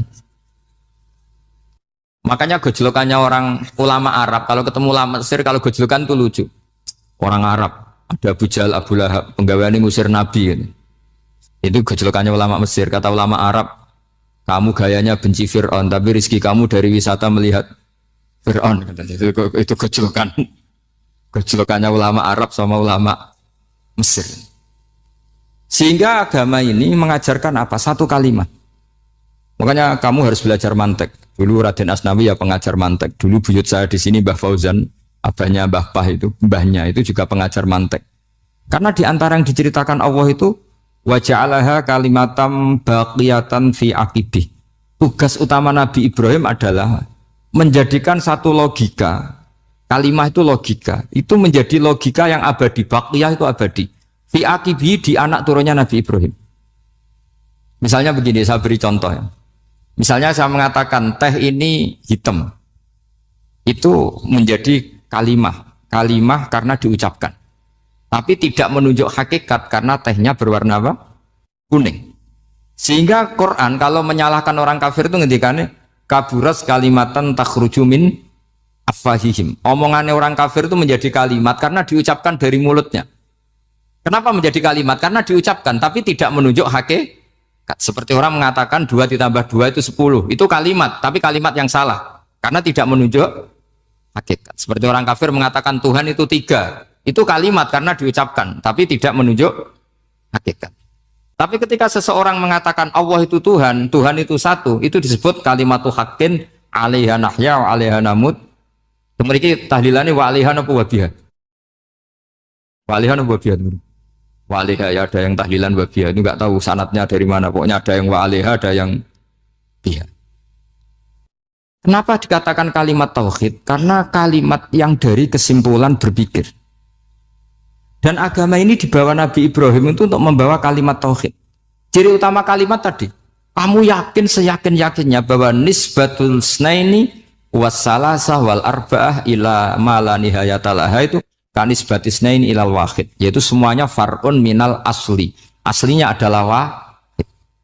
Sehingga di kitab, saya pernah ngaji Mbah Mun, namanya kitab Al-Husunul Hamidiyah, itu dikarang oleh ulama-ulama sekarang, itu diajarkan di MGS. Ini mbah-mbahnya Gus Akil, pendirinya madrasah MGS. Itu ada gambarnya di situ. Di situ ada gambar piramida, ada gambar hewan, ada gambar pohon. Kata yang ngarang, gambar sedetail ini, sejelimet ini dimulai dari nuktah wahidah, tetap dimulai dari satu titik, dan ini disebut nuktatil wujud. Jadi bahwa orang kudus sebanyak ini tetap dimulai dari satu orang, yaitu Adam. Adam dimulai dari ketiadaan. Lalu siapa al-mujid? Pewujudnya siapa? Hanya Allah Subhanahu wa ta'ala. Sehingga ulama-ulama termasuk Syekh Nawawi itu paling suka ngendikan semua makna Quran dikumpulkan di Fatihah, Fatihah dikumpulkan di Bismillah, Bismillah dikumpulkan di Ba, karena di Ba itu ada titik nukdotil wujud, yaitu disingkat bi kana makana wa bi yakunu ma yakun. Karena saya, kata Allah, semuanya akan ada, dan karena saya yang enggak ada, semuanya suatu saat disebut nukdotil wujud. Nah, kita meyakini kalau Allah satu itu seyakin-yakinnya, karena nggak mungkin angka nggak dimulai dari angka satu. Begitu juga Gambar seapapun jilumete. Misalnya sampean gambar zaman saya kecil gambar paling favorit itu apa, kambing bertarung. Itu gambarnya kan susah. Daripada gambar kambing bertarung susah terus dibikin kotak saja, tembok. Kalau tanya gurunya, gambarnya mana? Di belakang tembok, Bu. Ini itu dulu saya diwarai anak-anak nakal ya. Jadi semua satu gambar itu disuruh gambar harimau, yang satu disuruh gambar kambing bentrok, yang satu disuruh gambar matahari, semuanya kotak semua. Ini itu Bu, gambarnya di belakang apa? Tembok. Maka nggak kelihatan kata sih. Jadi gurunya kalah cerdas. Dan guru itu sebenarnya nggak pernah menang, karena murid itu lebih pinter. Itu teman saya dulu kalau ngaji itu, kalau tes itu ngerpek, baca. Gurunya marah, kamu tes kok baca? Enggak ngerpek Bu, ini belajar di kelas. Katanya belajar kapan saja, di mana saja. Ajo. Jadi apa ya, orang itu kadang yang salah itu lebih masuk akal kadang-kadang ini. Saya teruskan ya supaya ini dapat barokahnya Raden apa? Asnan. Saya mohon sekali ya, kalimat hakin itu harus kamu jaga. Caranya jaga ya tadi. Kalau kamu tidak bisa ilmu mantek, misalnya al-alam mutaghayyir wa kullu mutaghayyir hadis la budda min muhdits, itu kan jelimetan. Pakai saja teori umum bahwa gambar apapun jelimetnya itu dimulai dari satu titik. Karena nggak bisa, nggak dimulai dari satu titik. Maka alam apapun jumlahnya nggak terhingga, tetap dimulai dari al-wahidul qahar, yaitu satu titik. Yaitu dalam konteks tauhid tentu itu Allah Subhanahu wa ta'ala. Sehingga Nabi Ibrahim itu orang paling sukses bikin waja'alaha kalimatam baqiyatan fi aqibi. Terus Nabi Muhammad begitu, sahabat gitu, sampai kita sekarang diajari ilmu mantek. Ilmu mantek itu logika yang nggak terbantahkan. Karena mau tidak mau. Kata Imam Syafi'i, fa innal uqula muttarratun ila qabulil haq, karena akal akan dipaksa menerima kebenaran. Dan itu yang terjadi di Uni Soviet. Dikooptasi 100 tahun untuk berfaham ateis, dilawan oleh ilmu, tetap menanamkan ilmu tauhid, ilmu mantek. Ketika Uni Soviet secara politik runtuh, semuanya menjadi muslim, termasuk negara-negara yang dulu dikooptasi. Maka kamu tidak usah kecil hati di Indonesia, mau apapun rusaknya negara ini, asal kita cara bertauhid benar, insya Allah tetap meninggal husnul khotimah. Karena sudah janjinya Allah, yusabbitu walladzina amanu bil qaulits tsabit. Sing jelas itu nomor satu tuh al qaulits tsabit. Memang itu logika yang masuk akal. Jadi jangan kira semua orang ditanya marrob, bukan, enggak. Banyak ulama yang enggak ditanya, masyhur itu dalam cerita keramat-keramat. Ada guru tauhid ngajarin tauhid. Setelah ditanya mungkar nakir, Imam Malik datang. Kamu nanya ini, man rabbuka man nabiyuka, kamu tahu ini guru Umul Barohin yang tukang ngaji tauhid. Guru tauhid kok ditanya apa? Malaikatnya enggak jadi tanya. Dan saya percaya cerita-cerita seperti itu karena secara umum itu ala inna auliya Allahi la khaufun alaihim walahum yahzanun lahumul busyra fil hayatid dunya wa fil akhir. Artinya kalau wali itu kok ditanya mungkar nakir berarti ngalami ketakutan. Karena di situ kan digambarkan mungkar nakir itu sewangar, bawa godam. Kalau yang tanya nggak bisa dipukul sampai ajur sak walang-walang. Pokoknya ceritanya kan seru seperti itu. Nah itu kalau betul begitu terus ayat la khaufun alaihim walahum yahzanun kayak apa? Makanya dalam kitab Nashihul Ibad itu ada cerita ini. Sampean boleh nggak sependapat dengan saya, tapi semoga nasib sampean nanti digebuki malaikat. Karena orang itu akan mengalami seperti yang dirasakan. Ana indadzoni abdibi. Saya tidak bayangkan akan mengalami itu. Makanya saya ini ngajar tauhid terus. Paling tidak kalau ditanya marabbuka man nabiyuka, sampean tahu profesi saya. Saya ini pengajar tauhid. Dan biji saya 9. Dulu saya di MGS, kalau ada teman bijinya tauhid kok 4, segala ahli swarga, tauhidnya jeblok. Jadi kalau bijinya 4 segala ahli swarga, tauhidnya apa? Jeblok. Tapi yang bijinya 9, yang ahli swarga, tauhidnya itu, saya dulu bijinya 9. Terus 9 terus sampai tamat. Karena nggak ada biji 10. Karena kalau 10 itu kan terlalu sempurna, nggak baik lah manusia kok sempurna gitu. Jadi sudah 9 aja kan. Tapi sebetulnya pantasnya ya dapat 10. Bemergo saake, bemergo tenan, tidak tahu saya. Di Nashihul Ibad itu ada cerita gini, dan saya percaya itu. Di sarahnya itu. Juga di sarah apa itu, yang di sarah Syekh Nawawi itu. Pokoknya saya kalau ingat Raden Asnawi pasti ingat Syekh Nawawi. Saya tidak memastikan apa murid guru, apa saling istifadah, yang jelas itu teman dekat. teman fil ilm. Sayyidina Ali itu pernah minta kasaf sama Allah. Saya percaya tidak semua orang alami marbuka ditanya itu. Ya Allah, saya minta kasaf. Kasaf itu ngerti alam gaib. Ingin tahu Umar. Jadi diam-diam Sayyidina Ali itu ya mangkal sama Sayyidina. Wong kok keras ngon. Agar wong kok tahu disentak. Jajal wani nyentak malaikat Torah itu kata Sayyidina. Jadi dia minta kasaf karena kenangannya dia melihat Umar itu semua orang pernah disentak sama Sayyidina Umar itu. Sayyidina Ali minta kasaf. Ya Allah, saya ingin melihat Umar menghadapi mungkar nakir. Masih garangkah apa enggak? Itu dah, itu tidak. Minta kasaf. Pas kasaf beliau bangun dari kubur, duduk. Dilihat sama Sayyidina Ali ini ngalami kasaf. Sama ndak usah tanya. Enggak wali kok tanya. Ya sudah pokoknya percaya aja. Akhirnya malaikat mungkar nakir datang. Itu di situ digambarkan matanya itu kalkidril mughalla, kayak apa itu panci yang dibakar. Wah, soal seru. Semua nang Sayyidina Ali. Baru ini kamu akan takut gitu. Tapi ternyata enggak. Umar bangkit disentak orang dua itu. Kamu tahu menghadapi siapa? Yang sopan. Oh, sontak. Kaget malaikatnya itu karena enggak pernah ngalami disentak. Mungkin itu pertama. Kaget. Memangnya kamu siapa? Saya ini teman kekasih Tuhanmu. Saya yang diandalkan temannya sebenarnya bukan dia. Ana sohibu habibillah. Saya ini temannya kekasihnya Allah. Jadi dia mengandalkan temannya sebetulnya, bukan mengandalkan dirinya. Oh, kamu temannya Nabi Muhammad tuh? Iya, saya Umar, temannya Nabi Muhammad. Kamu harus hormat sama temannya kekasih Allah. Terus mulai itu. Akhirnya matur Allah. Ya Allah, apakah prosedur seperti ini bisa dinego? Sama Allah. Oh iya katanya. Kamu kalau menghadapi kekasih saya jangan seperti itu katanya. Semenjak itu beliau sopan santun, dua mungkar nakir itu. Jadi ini berita gembira. Jadi sebetulnya itu enggak. Tapi kita ini kan enggak punya nyali nyentak mungkar nakir. Semoga dengan gelar kita doktor tafsir, doktor tauhid gitu. Atau paling enggak guru kutsiyah tauhid gitu. Atau siswa terbaik dalam materi tauhid. Itu harus kamu bawa status. Jadi sehingga nanti ini saya ranking 1 tauhid, masa masih ditanya marbuka waman nabi. Dan itu menurut saya sah. Sama nggak usah protes takbirin di, susah usah takbiran. Pokoknya takbirnya adalah wali-wali itu la khaufun alaihim walahum. Yes, mereka tidak akan mengalami ketakutan baik kehidupan dunia maupun kehidupan akhir. Bahkan para malaikat itu mengatakan ke wali-wali nahnu auliyaukum fil hayatid dunya wa fil akhir. Kita ini teman kamu, saudara kamu, mitra kamu. Masa mitra kok nutui itu kan nggak fair. Dan menurut saya paling efektif itu apa? Kamu harus punya rumus tauhid kayak Imam Amudi menemukan Tuhan. Imam Amudi itu menemukan Allah itu lewat ilmu matematika. Dan itu Allah saking senengnya disuruh ngajari para malaikat. Wa ya malaikati isma'u. Kamu harus mendengar, ini orang alim saya yang ahli matematika. Tapi justru itu ngerti bahwa asal usul alam itu minal wahidil qahar. Dari zat yang satu. Akhirnya Imam Amudi mulai ngajar tuh. Nisbatus naini wassalah sawal arba'a ila mana nihayatalaha iku kabeh iku far'ul wahid.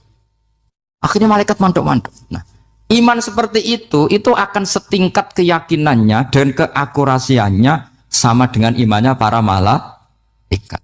Makanya Nabi ngendikan tubaliman amana bi walam yaroni. Sebagian riwayat disebut sab amarot. Nabi ngendikan sampai 7 kali. Benar-benar keren orang yang tidak melihat saya kemudian iman kepada apa yang bisa menemukan itu? Hanya A. Misalnya contoh paling gampang ya yang dialami para ulama. Ya saya ulang lagi yang dialami para ulama. Ketika menemukan ilmu ya yang menjadikan mereka mahabbah Rasulullah Shallallahu Alaihi Wasallam. Nabi itu paling suka itu sholat. Nabi itu paling senang sama sholat. Wa qurratu aini fi sholat. Terus beliau ngendikan as-sholatu imaduddin. Terus beliau kalau muji sholat itu sundul langit. Sampai beliau kalau banyak masalah itu bilang ke Bilal, arifna ya Bilal, saya kasih istirahat. Itu maknanya mau sholat. Semuanya sholat. Pertanyaannya adalah, apakah mungkin seorang raja yang ambisi jadi raja, kemudian yang dikampanyakan adalah orang supaya sholat? Tentu kalau Nabi seorang raja, beliau akan kampanye gimana? Narik upeti kayak apa, narik pajak kayak apa, biar Nabi kaya. Enggak. Nabi itu paling tersiksa kalau orang tidak sholat, tersiksa kalau orang tidak sujud. Loh, kalau beliau seorang raja, ngapain mempopulerkan sholat? Maka makna sholat Imaduddin adalah sholat itu tiang agama. Maknanya tiang agama, kamu akan tahu betul kalau dia seorang nabi. Karena apa? Yang diajarkan adalah sholat. Loh, coba untungnya apa bagi Nabi Muhammad ketika umat Islam sholat? Kan tidak ada untungnya sama sekali. Ya clear ya. Jadi terus sekarang masalah nasa mansuh ini kan clear tentang mukaddimah ilmu tafsir. Nasa mansuh itu kelihatan datar tapi itu urgen sekali. Karena agama sebagai aturan ya atau solusi mau tidak mau kan bersentuhan dengan hukum sosial yang tidak akidah. Saya tadi sudah matur Pak Arsoyo, agama yang tidak akidah itu kan bersentuhan dengan hukum sosial. Kalau yang akidah jelas Allah itu satu, la ilaha illallah wahdahu la syarikalah. Kalau sosial, saking bersentuhan dengan sosialnya itu Pak Fathul Wahid, Imam Syafi'i itu punya istilah begini Pak Arso. Ketika Nabi misalnya sedekah atau zakat pakai kurma atau pakai susu kering misalnya, sedekah atau zakat, atau dulu ngamal pakai dinar. Pakai apa? Dinar. Itu langsung dianalisis kutil balad. Pokoknya makanan pokok zakat itu ngambil makanan pokok. Berarti di Indonesia pakai apa? Beras. Ketika Nabi sedekah pakai dinar, langsung dianalisis pakai saman, yaitu alat tukar atau uang yang sah. Jadi kamu tidak usah memaksakan mentang-mentang anut sunat Rasul, terus kamu makan kurma, terus bisa mencret. Terus mentang-mentang sunat Rasul, saya tidak pernah sedekah, karena sekarang nggak ada dinar. Nabi kan sedekahnya pakai dinar, medit ya alasan. Kalau mau kikir saja, tidak usah punya alasan. Lama-lama Pak Arzo nggak jadi wakaf tanah, karena Nabi nggak pernah wakaf tanah di Sleman, wakafnya di Mekah. Oh ini kan tanahnya di Sleman. Lama-lama ada orang nggak sholat, Nabi sholatnya kan di Mekah, kita kan di Indonesia. Bisa rusak semua kalau ya pakai mersiskan sunnah Rasul. Itu ada analisis. Nah, itu juga yang menjadikan kenapa harus ada ulama usul fikih, orang yang bisa menganalisis. Apa bisa? Misalnya begini, saya beri contoh di bab haji. Nabi itu domisili di Medina, karena di Medina itu melewati Dzul Khulaifah yang sekarang disebut Bir Ali. Maka mikotnya Nabi ya dari Bir Ali. Tapi kalau orang Yaman ya dari Yalamlam, atau orang Indonesia rata-rata terbang lewat Yalamlam. Mungkin orang tertentu di kawasan Jirona ya Jirona. Ada yang dari Tanim, ada yang dari Juhfa. Jangan mentang-mentang kamu orang Indonesia ikut sunnah Rasul terus memaksakan dari Indonesia di atas Yalamlam mohon niat ihram. Enggak, saya nanti aja dari Birali. Nabi kan dari lama-lama enggak ada orang berani nampak di Sleman. Nabi kan hidupnya di Medina kok Sleman. Hadisnya mana? Nanti panjang. Analisis itu penting supaya orang itu proporsional. Apa orang itu? Itu juga bagian dari ulumul Quran. Ulumul Quran. Sehingga kalau kamu nuruti persis, misalnya begini, saya pernah ditanya. Ini saya, Pak Arsoyo, Pak Fathul Wahid, kalau naik Innova atau naik mobil, kan mesti dungo, wes soleh lah, jadi tak alani mesti wes soleh. Nak kowe lali numpak terus untuk gratis mangkat kabeh. Kalau yang soleh-soleh gini itu kan kalau naik ya subhanalladzi sakhkhara lana hadza wa ma kunna lahu muqrinin wa inna ila rabbina munqalibun. Itu jelas di Quran tuh wal khaila wal bighala wal hamira wal khaila wal bighala hamira. Jelas yang dicontohkan di situ ya kendaraan itu ya unta, khimar, kuda. Dan karena yang dikendarai itu hewan, dulu Allah membayangkan juga litas tahu ala duhuri, kamu naik di punggung hewan itu, sumatazkuru ni'mata rabbikum idastawaitum alaihi wa taqulu subhanalladzi sakhkhara lana hadza. Terus kamu sekarang naik pesawat, naik Innova, ini kan tidak kuda, ini kan tidak unta. Jadi gak usah doa itu, karena doa itu untuk apa? Naik kuda atau unta. Ya kacau semua kalau gitu. Makanya dibutuhkan ilmu namanya usul fikih. Usul fikih itu kira-kira analisis. Yang dilakukan Nabi itu jenis ubudiyah mahdhah sehingga nggak bisa dinego, atau jenis produk sosial. Atau jenis kalau produk sosial ya tadi sudah musyawarah sama Pak Arso tadi ya kontekstual atau kondisional namanya produk apa? Nanti lama-lama gini, pakai mic jangan, Nabi dulu nggak pernah pakai mic. Bid'ah itu. Panjang nanti ceritanya. Ya jadi seperti sekarang kembalikan nasa mansuh. Kenapa saya terangkan ini dulu? Karena begini, ada ayat yang berlawanan 180 derajat sekalipun. Kalau masih bisa dianalisis karena produk sosial, itu kategorinya tidak nasah masuk. Kecuali sudah nggak bisa dianalisis pakai analisis tadi. Misalnya begini Pak Arsoyo. Ada ayat itu qatiluhum, kalau ketemu musuh itu beranikan kamu berani perang, duel. Tapi ada ayat fa'fu anhum wasfah, abaikan saja, maafkan saja. Dan sama-sama pernah terjadi. Nabi, sahabat dulu dipakai bal-balan Abu Jahal di Mekah, nggak melakukan perlawanan. Tapi setelah periode Madinah melakukan apa? Perlawanan. Kata banyak ulama, seperti itu seperti itu produk analisis. Ketika Nabi lemah dan jumlahnya baru 6, baru 10, kan nggak mungkin ada perintah boleh perang atau harus perang karena ini nggak realistis, apa? Nggak realistis. Sehingga ayat-ayat Makkiyah rata-rata ya produknya fa'fu anhum wasfa, maafkan saja, ya. Paham ya? Tapi ketika di Medina udah punya orang gagah berani, sahabat-sahabat Ansor jumlahnya besar, komunitasnya besar. Terus digobal-balan menengahnya kan ya lucu. Lucu kan? Lucu. Itu kan ada konteksnya, Pak. Ada konteks. Kalau seperti itu maka nggak perlu dianggap ayat fa'fu anhum wasfah dinasah pakai ayat perang. Ya sama lah seperti pertama orang Indonesia didatangi Belanda nggak tahu apa-apa, zaman agresi lah, zaman dulu agresi. Bisa apa? Terus banyak yang terpelajar, banyak ada yang bisa jadi pilot, tentara sudah terbentuk, kiai-kiai komunitasnya besar ya melakukan apa?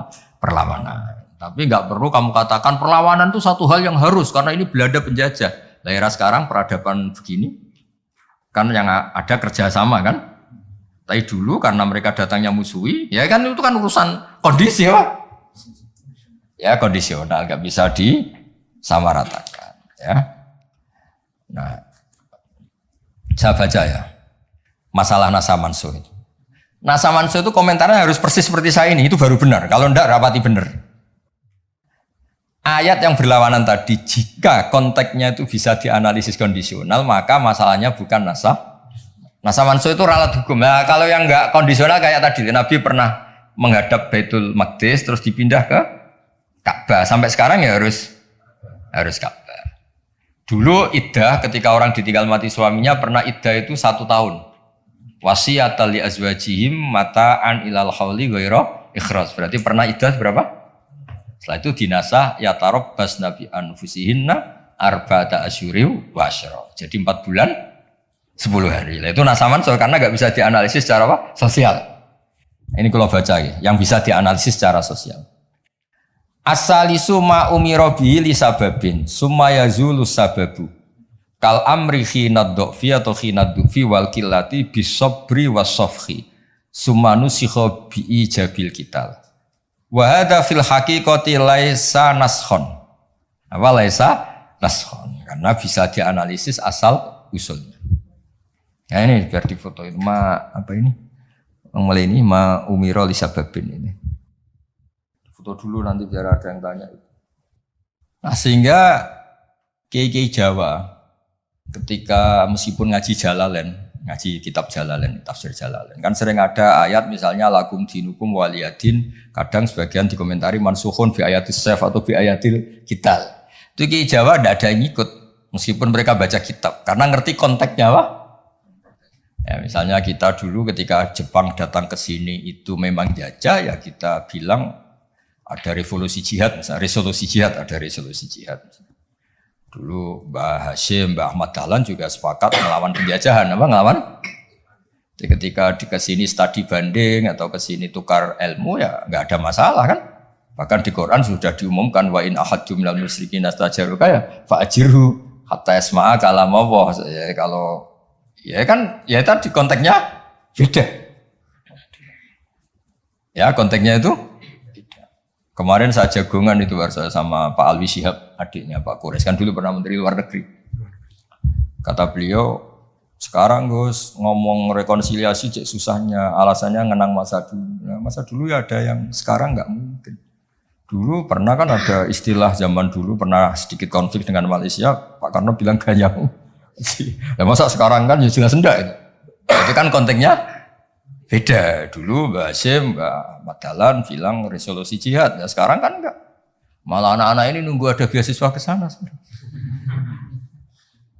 Enggak belajar malah dulu ayah Amsterdam. Oh, bal-balan. Apapun itu kan yang seperti itu kategorinya itu ma'uzila li sababin apa ma'uzila li sabab. Jadi hilangnya bukan karena hukum nasa mansuh, tapi karena sebab yang berbeda. Saya tadi jagoan Pak Warsoyo dulu tuh orang kiai-kiai termasuk buyut-buyut itu ngaramkan orang pakai pantolan ya, pakai celana, pakai apa itu? Dasi. Karena itu londo itu. Mantas sababi komen bahwa minum ya pernah kan ada era gitu. Lah sekarang rektor Universitas Islam Indonesia pakai celana, pakai dasi. Londo itu kalau dulu tuh. Sekarang enggak. Sekarang kalau pakai sarung malah dianggap wow, masalah itu. Kecil saya masih ingat orang pakai sarung tuh enggak dianggap sunat. Karena dulu katanya cerita dulu. Wong sing nganggo sarung kalau piok kalah terus kemulan turun ning rondan. Dari dulu pernah. Lho iya tak cerita kuno dulu tuh orang kalah main loh. Ini saksinya banyak ini kan. Dulu sarung pernah ya nasibnya gitu pernah ya. Sekarang saja sarung jadi simbol pakaian apa? Santri. Dulu gak? Ya masih ingat ya cerita itu. Upyo kemula semain kalah kemulan tidur dia mah. Cakro. Ya terus jangan bilang, oh ini sarung simbol orang kalah apa? Main kalah judi gitu. Jangan, sekarang konteksnya beda. Nah itu gak perlu kamu analisis pakai nasa. Maksudnya kalau suatu saat Anda baca ayat yang konteks maknanya kok beda sama sekali, nggak langsung boleh dianalisis itu nasa mansuh. Bisa aja konteksnya beda. Ya kira-kira gitu harusnya. Jadi di sini redaksinya ma'umiro bihi li sababin sumaya zulus sabab. Saya contohkan tapi Pak Fajar nggak usah tersinggung. Misalnya kenapa sih Nabi itu banyak yang poligami? Orang di nikah Nabi itu bangga. Mertuanya ya bangga, iparnya ya bangga. Umatnya ya bangga. Saya tak tahu yang kamu nikah itu bangga apa enggak poligami. Sehingga dulu namanya Juwairiyah itu dulu ketangkep ketika perang. Itu orang Bani Mustalik itu bencinya sak boleh sama Nabi. Kelompoknya Nabi juga benci sama Bani Mustalik. Setelah Juwairiyah itu dinekah Nabi, semua tawanan sahabat yang di Bani Mustalik dilepas. Asharu Rasulillah, ini keluarga besan. Yang sahabat juga ngelepas Bani Mustalik karena keluarga punya ini jaro sekarang itu keluarga besar. Nah, maksud saya cerita saja, ada usaha itu, gak usah cerita saja. Cerita aja cerita, maksudnya cerita. Kalau kamu poligami itu kira-kira istri kamu, mertua kamu, ipar kamu bangga apa? Nek. Maksud saya bukan masalah boleh tidaknya, kalau bolehnya boleh lelaki itu boleh nikah berapa? 4. Loh bukan berarti. Gak maksudnya kalau kamu merasa sunat-sunat banget itu perlu dipertanyakan di bolehnya boleh, tapi kalau merasa apa? Sunat-sunat banget itu konteksnya itu dong ya. Udah usah diterusin itu banyak yang nggak siap.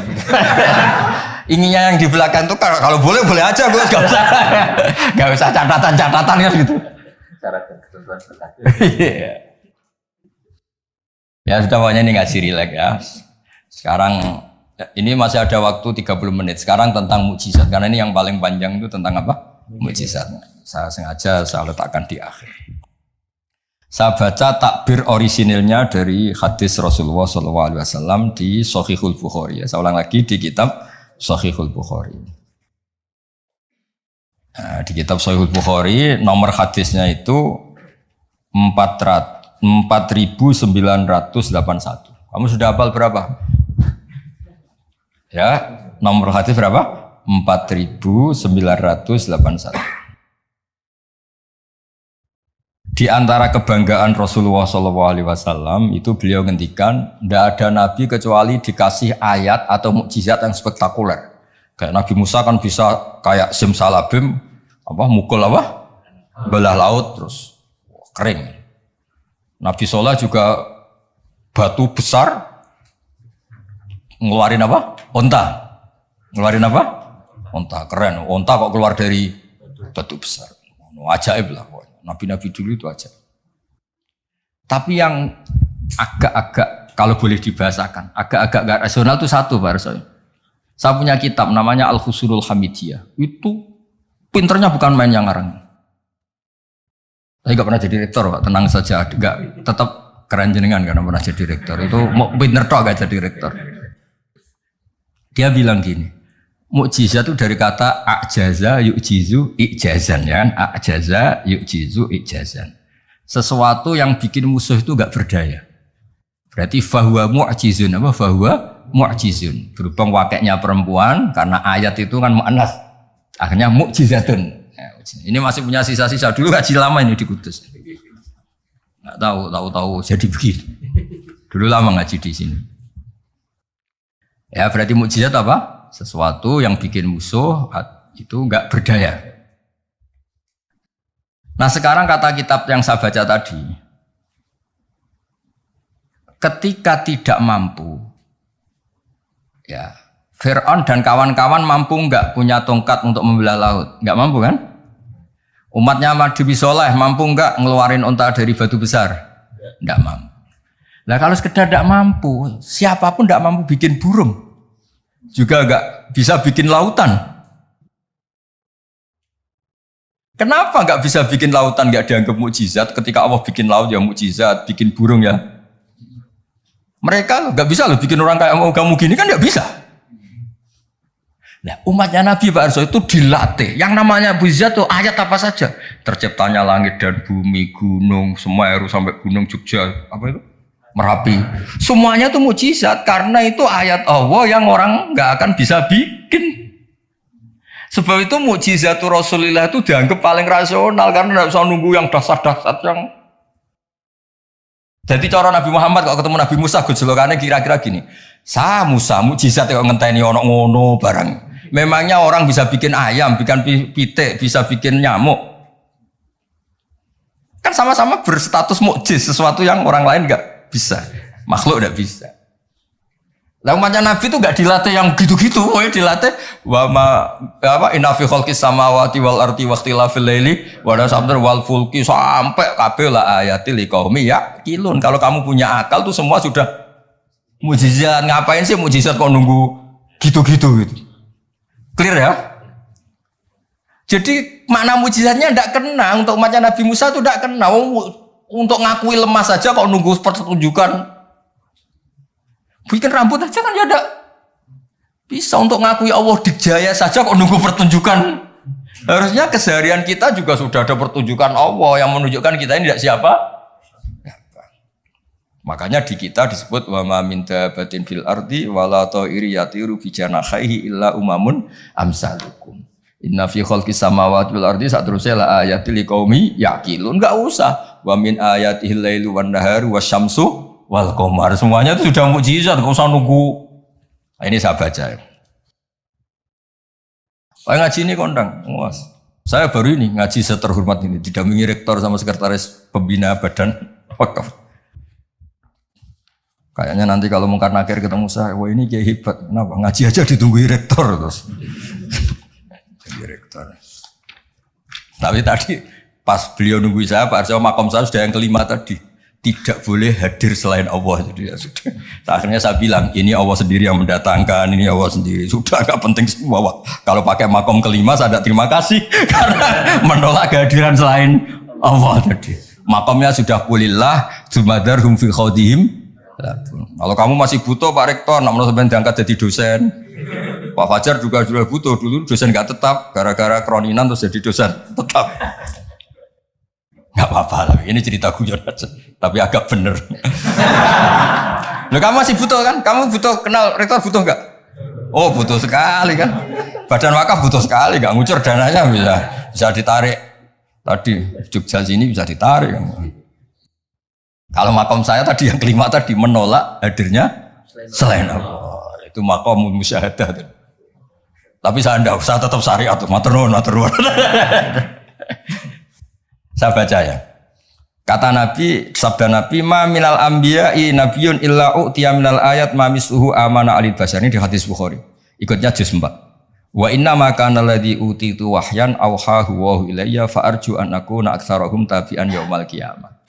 Semua nabi itu punya mukjizat yang dahsyat. Tapi itu tidak ada apa-apanya dengan mukjizat saya. Mukjizat saya itu Quran dan saya berharap dari mukjizat yang rasional ini kemudian pengikut saya yang terbesar. Nah, itu komentator sarahnya ini Fathul Bari dikarang oleh Ibnu Hajar Al Asqalani. Pengarangnya itu kelahiran Gaza. Gaza itu kelahiran Gaza. Ya, jadi Bukhari itu kitab Sahih Bukhari itu pengarang sarah paling terkenal itu Fathul Bari. Pernah dengar toh? Dengar toh ya? Nah, ya, itu tak bacakan. Komentarnya bagus di sini. Saking bagusnya nanti di itu Hajar ya di foto. Komentarnya begini. Kenapa begitu ya? Kira-kira gitu. Pertanyaannya kenapa begitu? Ini rasional sekali cara analisisnya. Annal mukjizat al-madiyata kanat khisiyatan tusyahadu bil absor karena qati sholeh wa asa Musa wa mukjizatul Qur'ani tusyahadu bil basirah fayakunu mayyatabi'u li ajliha aksar li annal ladzi yusyahadu bi ainir ra'si yang qaridu bin qiradi musyahidihi wal ladzi yusyahadu bi ainil aqli baqin yusyahidu kullu man ja'a ba'dal awal mustamirran. Foto dulu engko tak terang. Nah iki sing khisiyah boleh khisiyah.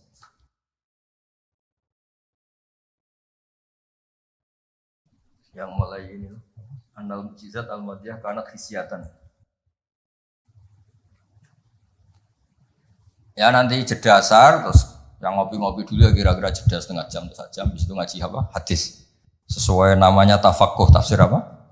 Hadis. Ketuanya kamu apa, Mas? Kamu ketua ya? Saya biasa gantengan Apa? Divisi dakwah. Ini mau kamu Islamkan? Sudah Islam. Rono Sadili. Itu kali Imam Sadili masih sugeng, namanya dicatat gak terima. Imam Sadili itu ganteng, kaya, alim. Itu Imam Sadili. Terus jadi toreko apa? Sadili. Yang ganteng, alim, kaya. Bodak dosen gini ndak kaya raya jadi Imam Sadili. Gak punya atasan. Ini atasannya banyak. Sama Pak Nanang aja kalah. Karena nang kalah sama Pak Fatul Wahid, Allah itu kalah sama badan wakaf ribet dunia. Yang benar saya itu langsung kulillah. Udah mentok kan saya. Udah khatam gitu. Begini logikanya. Misalnya gini. Nabi Musa itu nabi top punya mukjizat tongkat. Tongkatnya satu lagi. Misalnya dipakai Pak Fatul Wahid tidak bisa tak pakai saya. Dipakai ini tidak bisa dipakai itu. Karena hanya satu. Itu pun nggak ada jaminan kalau yang pakai kamu itu mandi. Tongkatnya bisa balik loh. Oh, dulu yang pakai Nabi ini kamu apa ini? Ya kan? Tapi kalau mukjizat Quran, logika yang dibangun itu terus menerus. Misalnya begini, saya nyontohkan pekerjaan dan saya bosan. Ini dengerin betul. Allah itu ketika ngeritik sesuatu yang tidak nyata disebut batil. Batil itu beda dengan maksiat. Maksiat itu perilaku sosial yang salah. Tapi kalau batil itu sesuatu yang nggak nyata, apa? Misalnya gini, orang nyembah makhluk, nyembah Namrud atau Fir'aun. Mentuhankan Fir'aun itu sesuatu yang enggak nyata. Yang benar Fir'aun itu manusia bisa mati dan nyatanya mati. Berhala Lata Uzza itu patung. Patung itu Tuhan apa batu? Batu. Quran bilang gini. Qul ja'al haqqu wa ma yubdi'ul batilu wa ma yu'id. Hak itu nyata dan batil itu tidak pernah memulai dirinya. Yubdi'u itu memulai dari kata bada'a. Bada'a ya beda'u ikut wazan af'ala jadi abda'a yubdi'u. Kebatilan itu tidak bisa memulai dirinya sendiri. Pernah nggak 1 tambah 1 8? Nggak pernah kan? Nah, sekarang begini. Kemudian Islam yang datang dengan tauhid bahwa sesuatu dimulai dari angka 1. Terus misalnya dilawan, enggak lah. Yang pertama itu angka 2, yang pertama itu angka 3, yang pertama angka 4. Nyari pasarnya nggak bisa. Pasar akal sehat nggak bisa. Sesuatu kok dimulai dari 4, dari 3, dari 2 itu nyarinya nggak ketemu apa? Karena barang batil atau tidak hak itu nggak pernah nyata. Makanya saya pernah ketika diminta Pak Harsoyo tausiah lah. Saya di Badan Wakaf saya pernah cerita Imam Amudi itu guru matematika. Ketika beliau meninggal, murid-muridnya janggal. Ini guru saya masuk surga enggak karena guru matematika. Kayak kamu janggal di Pak Rektor ini masuk surga enggak karena penggawaian itu jedasinan celananan. Tapi ternyata semua itu demi apa? Islam. Ternyata Imam Amudi pas di alam roh itu Kamu nggak harus percaya cerita ini, bisa aja kamu nggak percaya. Gak penting maknanya, gak penting ceritanya, gak penting. Tapi sama Allah sama siapa takbirnya? Ya amuti istadillah bi wahdaniyati bi khadrati mal. Istadillah ala wahdaniyati bi khadrati malaikat. Karena malaikat itu udah komplain. Ternyata malaikat yang komplain kita itu banyak. Malaikat ini ada di beberapa hadis. Ya Allah, apa ada orang yang imannya itu ngalahkan kita? Jawabnya Allah, ada manusia. Allah udah bilang ustadz, manusia mukmin ya, kamu termasuk. Kok bisa ya? Malaikat selalu tanya, kok bisa? Kalau kita iman kan langsung melihat surga, neraka, aras. Jadi kalau kartu iman kita pasti lebih valid karena menyaksikan langsung. Nah, manusia kan enggak. Di dunia kan macam-macam, ada dangdutan, ada macam-macam. Tapi ternyata imannya enggak tergoyahkan. Ternyata apa? Logika yang dibangun Imam Mudi itu. Coba kamu terangkan kenapa manusia yang di dunia seiman itu kalau saya ini satu. Jawab Imam Mudi gampang, beliau nulis. Angka setelah 2, 3 sampai 1 miliar 1 triliun, nisbatu dzalika ilal wahid nisbatul far'i ilal asli. Angka itu 2, 1 miliar 1 triliun dibandingkan angka 1 semuanya tetap cabang, yang pokok itu 1. Keyakinan itu kan gak terbantahkan oleh Anda dan gak bisa digoyang kan? Mbok kon urip melarat, baulet tetap nak tauhid itu harga mati. Ya enggak. Akhirnya malaikat manduk-manduk. Cara Jawa mandek man imannya manusia agak tergoyahkan karena logikanya pakem. Bahwa angka 2, 3 ila mala nihayatallah sampai tidak terbatas. Nisbatu dzalika ilal wahid nisbatul far'i ilal asli. Kemudian setelah itu Imam Mudi gambar Pak Arso. Gambar sekenanya aja bisa gambar gedung, gambar rumah, gambar mobil. Gambar apapun juga dimulai dari minuk toh wahidah dari satu titik. Gambar itu baik, besar, elek, apik tetap dimulai dari satu titik. Nah, makanya Quran dimulai dari Bismillah sebagai isyarat semuanya dimulai dari nuqtatil wujud yaitu Allah Subhanahu wa ta'ala. Nah, mukjizat ini yang dimiliki umatnya Rasulullah sallallahu alaihi wasallam. Misalnya kita bela Nabi itu poligami atau orang-orang soleh poligami. Belanya gampang karena pakai rasional. Ngerumat orang satu apa? Ngerumat perempuan satu hukumnya apa? Baik kan? Ngerumat yang baik loh maksudnya bukan ngerumat tok. Ngerumat perempuan satu yang baik hukumnya apa? Baik. Kalau 2 lebih baik, logika loh, udah usah dipraktekkan. Ini kan cerita orang baik, bukan cerita kamu, bukan. Orang baik, ngerumat perempuan satu baik. Jadi apa? Baik. Ngerumat 2? Nah, sekarang tinggal waliannya. Kamu satu saja kamu terlantarkan. Lantarkan orang satu. Dosa. Orang 2? Lebih dosa. Itu kan. Jadi meskipun Anda tidak berani poligami, membela bahwa kenapa sih nabi-nabi dulu poligami, gampang. Logik. Ya gitu. Tapi tidak harus kamu praktekkan. Kamu orang baik gitu maksud saya. Tapi untuk membela secara rasional tuh gampang. Ya, orang baik ngerawat orang satu. Baik, ngerawat orang 2. Dah ya. Sekarang yang kamu menerantarkan orang satu dosa, 2 lebih dosa. Jelas ya? Jadi makanya agama ini dibela sama Allah dengan status liqaumi yaqilun liqaumi yatafakkarun. Gak usah pertunjukan kayak mujizat tadi, intinya agama ini tidak perlu pertunjukan Nabi Muhammad terus ngomong. Lah kalau gitu kasihan kiai-kiai yang sekarang. Misalnya, saya percaya kalau kamu ketua DPI asal bisa terbang ke Mekah. Ya repot kalau. Saya percaya kamu rektor Universitas Islam asal bisa Gunung Semeru kamu pindah, Merapi kamu taklukkan. Wah ya repot kalau ukurannya gitu-gitu terus ya. Cukup ukurannya pakai hukum sosial. Hukum sosial itu biye alladzina yunfikuna fis-sarra wa dharra. Ketika kita longgar ya mudah sedekah, ketika susah pun mudah sedekah. Rumus yang kedua apa? Termasuk wal kadhiminal ghaidha. Coba sistem sosial itu yang menyelamatkan itu satu, wal kadhiminal ghaidha. Kalau emosi itu dikendalikan. Coba andaikan Pak Waktu Wahid ketika jadi dosen, kalau emosi nabrak mahasiswa, kalau emosi nendang mahasiswa, enggak akan jadi rektor, di penjara. Berarti yang menyelamatkan karirnya apa? Wal kadhiminal ghaidha. Sebagian hadis menerangkan apa? La taghdab faradada miran faqala. Lah, Pak Arso juga sama. Nanti kan beliau dulu ketika sekedar dosen, Sudah nampari mahasiswa, nggak akan pernah jadi rektor. Sudah di penjara. Saya jadi kiai meskipun kata orang banyak salim terus nuabo ikon langsung gagal jadi kiai. Artinya apa? Rumus sosial Quran dimulai yang penting kumpul sosial itu dermawan, yunfikuna fisarra wa darra. Terus hukum sosial lagi wal kadhiminal ghaidha. Kalau kecewa itu mudah memaafkan, bisa nyimpen wal afina. Coba semua tidak perceraian ya barokahnya wal afin mudah memaafkan. Kalau semua orang ngungkit-ngungkit yang enggak penting-penting, masalah semua kan satu Indonesia.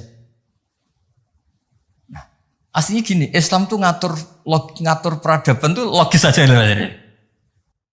Saya kalau nyontohkan gini, kamu di Jakarta, merantau di Jakarta atau di Thailand atau di mana saja, dan Anda melakukan sama teman kamu yang kamu cari zaman berteman itu, kenangan kamu sebagai yunfikun, orang yang memberi, al yadul ulya khairum al yadis sufla.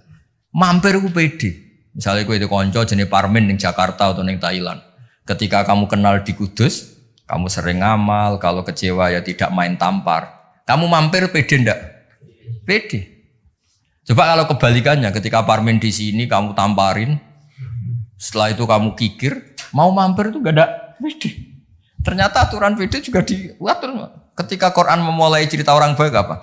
Alladzina yunfikun. Yunfikun itu yang melakukan infak. Hubungannya dengan orang lain itu kalau bisa memberi. Kalau nggak bisa, ya paling tidak ganggu. Makanya Nabi ngendikan izzat fima indanas suhibbakan nas. Kalau kamu nggak tukang ganggu harta orang lain pasti disenangi manusia. Kamu didulani teman yang nggak akan pinjam motor kamu, mobil kamu kan tenang. Tapi kalau orang yang pelanggan minjem, waduh. Jadi intinya, andaikan peradaban itu dibangun begini kan enak. Contoh terakhir lagi mukjizatul Quran. Ada ayat walau kunta fadhdhan ghalidhal qalbi lan faddu min khawlik. Dimulai ayat fabima rahmatim minallah lintalah. Muhammad gara-gara kamu sayang sama umat, kamu bersikap lemah lembut. Dan andaikan kamu itu bersikap kasar, maka orang akan bubar. Lan faddu itu mesti bubar. Lanya li taukid, lan faddu mesti bubar. Nah, kata Ibnu Khaldun dalam muqaddimahnya ngendikan gini. Hadaddin, agama ini datang dengan rasionalitas peradaban. Bukan mentang-mentang dengan mukjizat. Hada Rasulullah man uyyida bil kauni kulli. Ini Rasulullah orang yang punya kekuatan alam raya, bisa melibatkan Jibril, Israel, Mikail, bisa melibatkan semua malaikat untuk menolong agamanya. Tapi Allah cerita agama ini diterima karena Nabi itu bersifat rauf, sayang, rahim, lemah lembut. Misalnya gini, ini mokal tapi tak cerita. Misalnya Pak Fajar itu bisa terbang ke Mekah. Kamu darah nih wow gak? Wow kan? Ternyata pas mau kamu hormati ke tua boy plang. Bilang wow apa jancok kira-kira saja. Enggak, jujur saja. Ini masalah ilmu hak, gak usah. Enggak ada gunanya kan prestasinya terbang ke Mekah. Wow kamu hilang kan? Padahal jelas dia bisa terbang ke Mekah, temu MBS gitu. Muhammad bin Salman itu yang enggak ngaruh. Yang pengaruh adalah sifat lintalah. Bil mu'minina raufur rahim. Juga gitu. Ini rektor, ini ketua badan wakaf, ini presiden, ini kiai besar. Yang ngaruh adalah sikap kasih sayang. Ketika itu dilanggar, lan faddu. Kamu hormat sama rektor, sama saya, misalnya kiai besar. Tapi misalnya pas kiai hormat, tua aku ikut bal-balan satu, mesti tuntas apa? Clear ya? Maksudnya gini Warzo, ya mukjizat itu yang Nyon Sewu ditawarkan Rasulullah, yang diwasiatkan, yang disuruh pakai pegangan ini loh Quran. Pegang sebagai peradaban, sebagai akidah, sebagai perilaku. Ya, makanya mukjizat Quran mustamirah karena peradaban ini nggak terkalahkan. Mustamirah. Tapi kalau peradaban kok tongkat gitu kan terus repot sih. Dipakai apa? Dibilang nggak mukjizat ini milik Nabi Musa, pas kita pakai ternyata gak mandi karena pemakainya kita. Jadi kalau mukjizat Quran kan jelas. Ilmu logikanya ketika Tuhan Esa kena kan tadi. Angka 23 dibanding angka 1 adalah nisbatul far'i ilal asli. Angka peradabannya kena.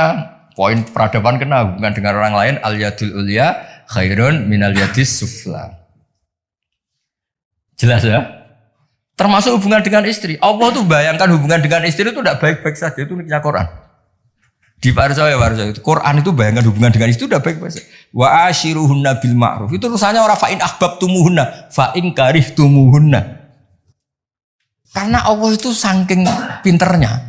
Namanya kumpul itu mesti ada masalah. Makanya bayang kalau ada masalah dan kamu sedang nggak suka, boyo mikir hal yang kadang kamu nggak suka itu hikmahnya besar.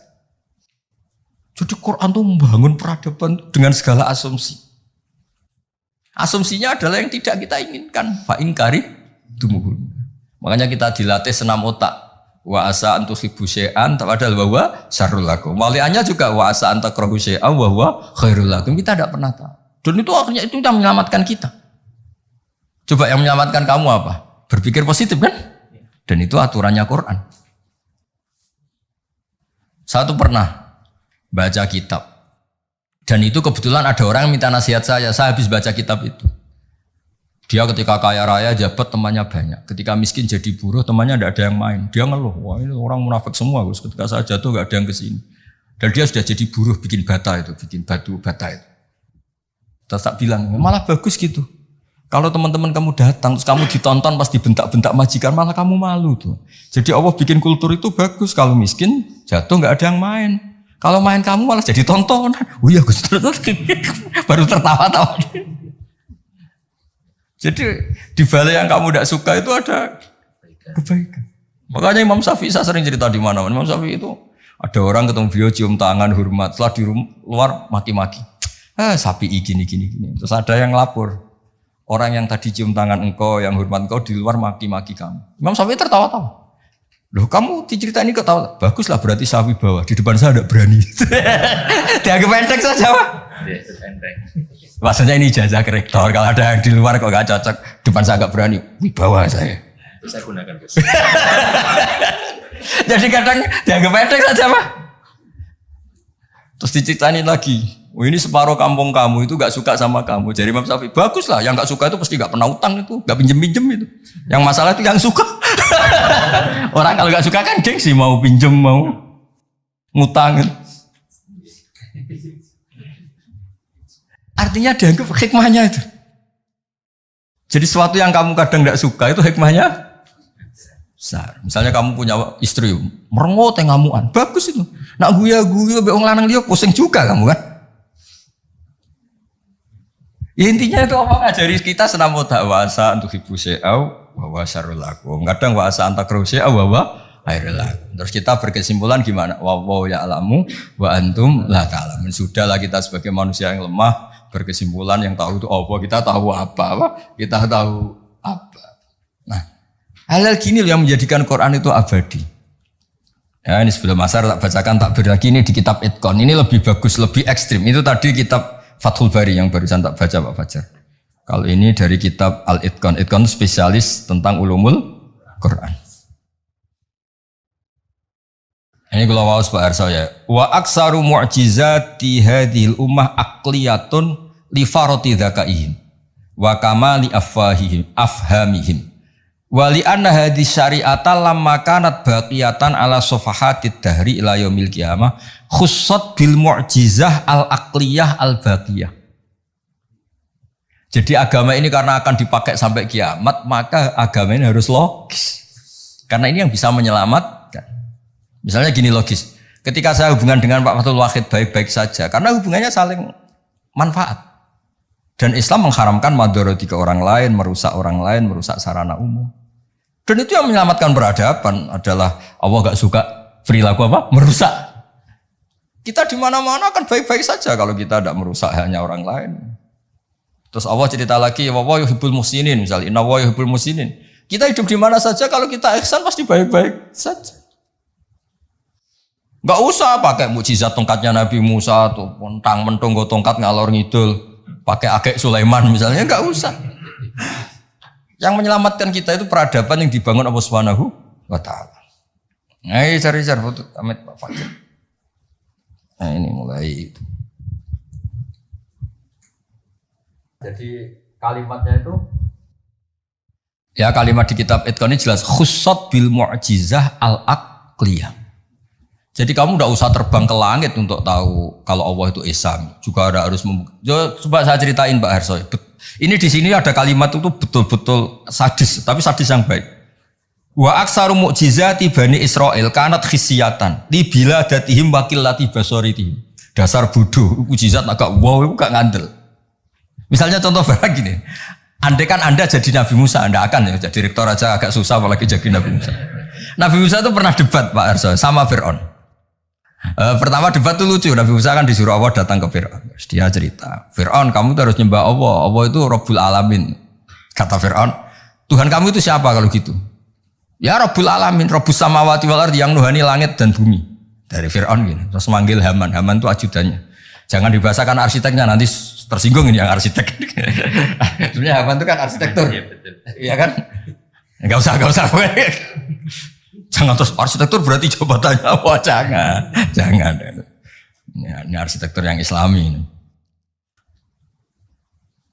Kata Fir'aun. Ini contoh bahwa akal dengan dasar itu menang akal. Saya ulang lagi, akal dengan dasar itu menang akal. Kata Fir'aun gini. Saya jalan-jalan kemana-mana setahu saya yang dituhankan saya. Karena dia pakai contoh fisik. Khisyah itu fisik yang bisa diindra. Ma'alim tulakum min ilahin huiri. Saya jalan kemana-mana ternyata yang jadi Tuhan itu saya.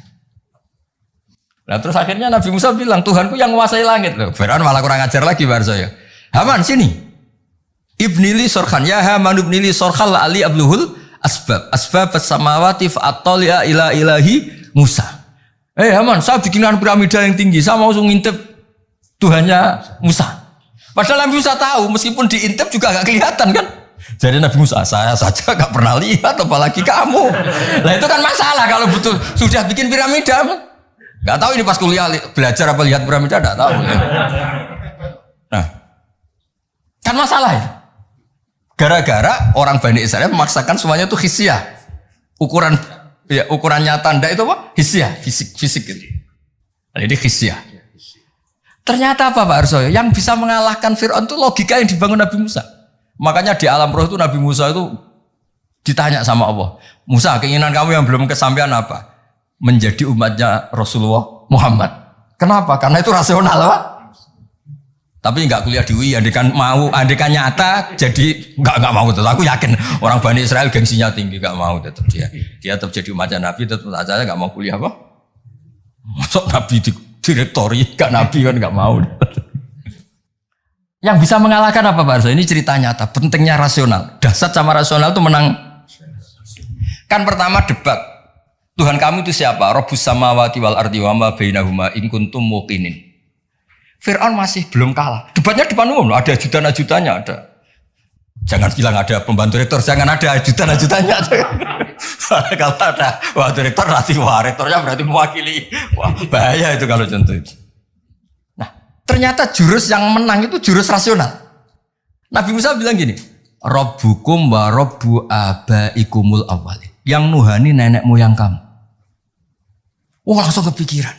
Orang di sekelilingnya langsung yaktumu imanah. Langsung menyembunyikan. Yang menuhani nenek moyang kamu. Wih, nak Fir'aun Tuhan, mbah-mbahnya pengerani sopo ya. Ini kan ada tanggal lahirnya, Tuhannya itu ada surat kelahirannya, ada tanggal. Iya. Aktenya ini gimana yang babanya tidak bertuhan kan? Itu menjadikan waqala rajulun mu'minun min ahli fir'auna yaktumu imanah. Karena rasional itu bisa menjadikan orang sekeliling Fir'aun terus iman. Jangan Fir'aun itu geblek tenan pancen. Wong karuan dekne lahir di bapak di mbak terus babae pangerane. Leluhurnya Tuhannya siapa kalau Tuhannya dimulai dari dia? Akhirnya banyak yang diam-diam itu iman. Berarti apa? Jurus menjelaskan yang dahsyat mulai melibatkan piramida ternyata kalah dengan jurus rasional. Nah, makanya apa mukjizatnya hadil mah khussat bil mu'jizah al aqliyah al bagiyah. Nah, moga Pak Farid foto gak lewat Pak Fajar, lewat kula niki luwih keren niki. Nah, niki kata-kata yang ini aja yang langsung apa? Khussat bil mu'jizah. Ini ya. Kata-kata khussat bil mu'jizah al aqliyah al bagiyah.